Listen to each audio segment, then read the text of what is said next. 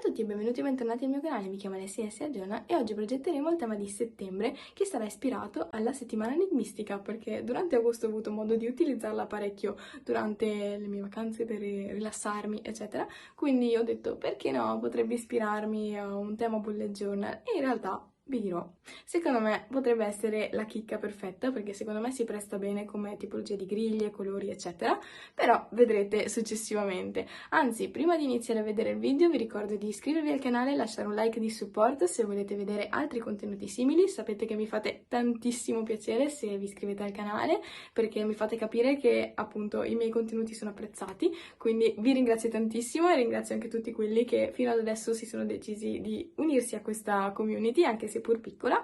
E niente, quindi spero che il video vi piacerà e vi auguro una buona visione. Eccoci qui, benvenuti nella mia scrivania. Allora prendiamo il mio solito bullet journal di Creamy Shop che questo mese si intona perfettamente anche con i colori che ho scelto. Infatti i cursiva puzzle sono solitamente bianchi e neri in cui ogni tanto spicca un colore, solitamente nella settimana enigmistica è l'arancione mentre nel mese enigmistico è il blu azzurro, quindi anche se in realtà questo sarebbe più un mese enigmistico perché è settembre,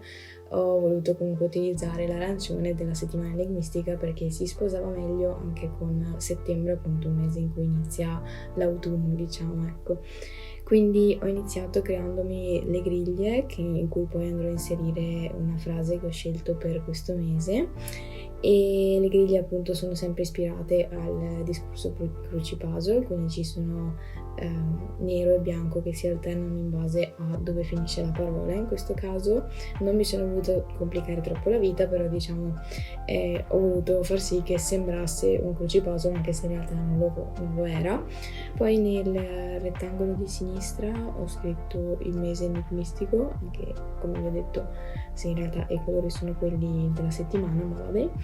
e appunto ho provato a utilizzare lo stesso font riempendo il rettangolo. Quindi poi ho completato la scritta facendo un outline con sempre gli stabilo. Questo mese ho utilizzato praticamente solo gli stabilo, quindi fine liner e quello diciamo a punta normale, pennarello. E quindi poi ho proseguito con cioè fare i rettangolini neri che ricordavano appunto la settimana enigmistica, e come vi ho detto appunto ho fatto sì che in ogni riga ci stesse una parola in modo che la frase fosse anche leggibile, altrimenti era un casino. E poi ho fatto un rettangolo sotto in cui ho inserito tutte le varie parole che andavano a completare la mia frase, per far sì appunto che sembrasse un po' di più una settimana enigmistica, dato che di solito ti vengono date le parole e tu le devi inserire. La frase in questione è "This is just the beginning and it's not only going to get better from here". E è un po' poco leggibile in realtà scritta così, però va bene così. Il mio inglese non è tra l'altro neanche perfetto, quindi tralasciamolo, scritto e basta, leggetela con il vostro inglese migliore e siamo tutti più contenti. Passando alla pagina della cover page, diciamo, ho voluto sempre ispirarmi ai cruciverba, quelli in cui appunto devi trovare le parole e non inserirle, quindi ho inserito un po' di lettere a caso e anche alcune parole che avevano quasi un senso per farle sembrare un po' più normale, e in cui ho fatto comparire diciamo September in diagonale.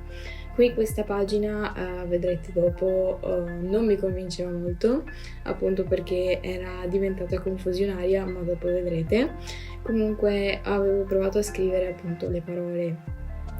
da inserire intorno e poi appunto provare a enfatizzare un po' di più il rettangolo, cioè il quadrato diciamo con dei pennarelli, con delle scritte eccetera, e però comunque non mi convinceva troppo, devo essere onesta. Avevo provato appunto a ricalcare ancora settembre eccetera, ma ancora non spiccava come doveva spiccare. Poi mi ero dimenticato un quadratino nero che era di vitale importanza,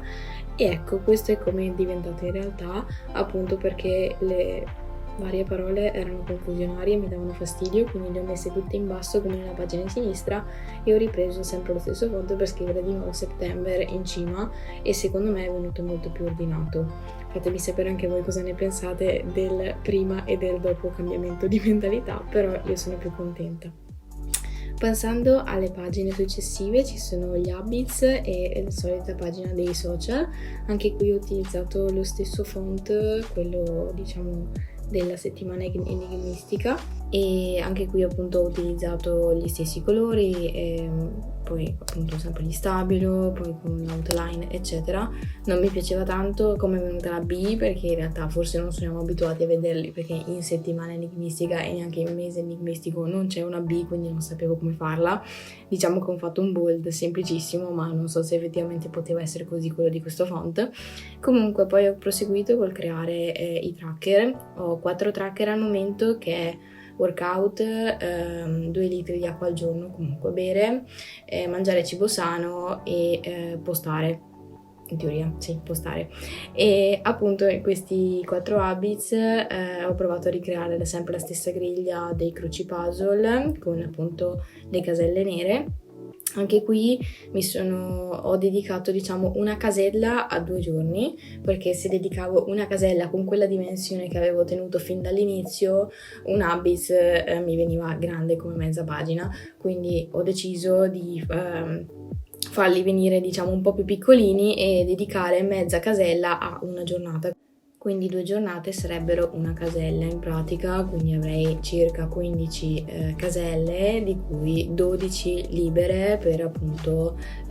disegnarci caselline nere randomiche per farlo sembrare un puzzle a tutti gli effetti. E chiaramente poi ho continuato con proprio uno stile un po' random per farlo sembrare un po' più realistico, e nei vari quadrati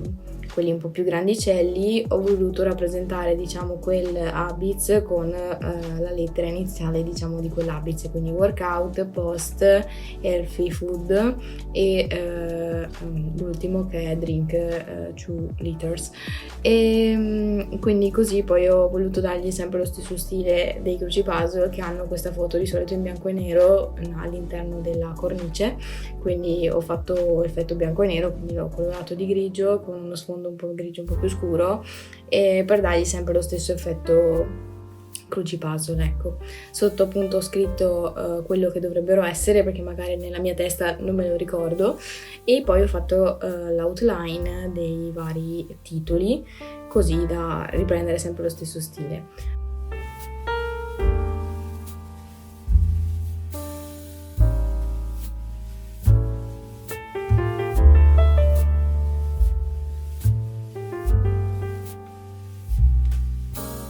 Procedendo poi alla pagina social, ho fatto un connect the dots, che di solito si trova molto nelle settimane enigmistiche, quindi connettere i punti per far creare delle immagini e delle parole, e quindi qui ho scritto i vari Instagram, YouTube eccetera, per poi scriverci il numero effettivo di quanti follower avrò.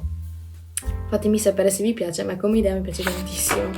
Passando poi al month calendar, qui come sempre ho il template che mi vincola, però comunque ho cercato di dargli comunque uno stile che richiamasse le pagine precedenti, quindi sempre un titolo con lo stesso font, sempre arancione, sempre con l'outline. E anche qui come sempre non riesco mai a centrare il titolo, quindi all'inizio ci ho messo questi 3 puntini per giustificare il fatto che fosse decentrato, e io ho sta cosa, non riesco mai a centrare, soprattutto quando sono parole molto lunghe mi viene difficilissimo centrarle. Dovrei partire un po' prima e al massimo decentrarle verso sinistra, che avrebbe più senso, ma il mio cervello funziona sbagliato a volte. Comunque ho proceduto a colorare diciamo le caselle che non c'entravano con il mese in questione di nero, per farlo sempre sembrare un cruci puzzle, anche se in realtà devo dirvi mi sembra di più una bandiera a scacchi di quelle per le corse delle macchine, tanto per comprenderci, e quindi vabbè, l'ho fatto solo perché appunto rimaneva in stile, ma sinceramente non mi piace molto come è venuta fuori questa pagina, cioè non è molto simile a quelle precedenti come stile. Qui avevo ritoccato un po' con la penna bianca dove avevo sbavato un po' in giro con il pennarello, e poi siamo andati nella pagina successiva in cui c'è le spese e le entrate. Anche qui ho aggiunto una frase, sempre con lo stesso principio di quella iniziale, quindi ho creato delle caselle che riprendessero sempre lo stesso principio e ho colorato quelle in cui la parola finiva prima o iniziava dopo, e insomma così ho creato anche un po' di movimento e ho reso un po' più belle queste due facciate che sono sempre un po' terribili, diciamo. Ecco, a me il fatto di avere un vincolo del template, per carità, è utile se non hai tanto tempo da starci dietro, ma a volte è proprio un vincolo creativo, cioè ti costringe a fare determinate scelte anche se in realtà magari ne avresti fatte di diverse, e quindi diciamo i suoi pro e i suoi contro, ecco, come tutte le cose. Eccoci qua, quindi spero che tutto questo tema vi sia piaciuto, spero che comunque l'abbiate apprezzato. Fatemi sapere nei commenti cosa ne pensate e noi ci vediamo in un prossimo video. Iscrivetevi al canale per vedere altri contenuti.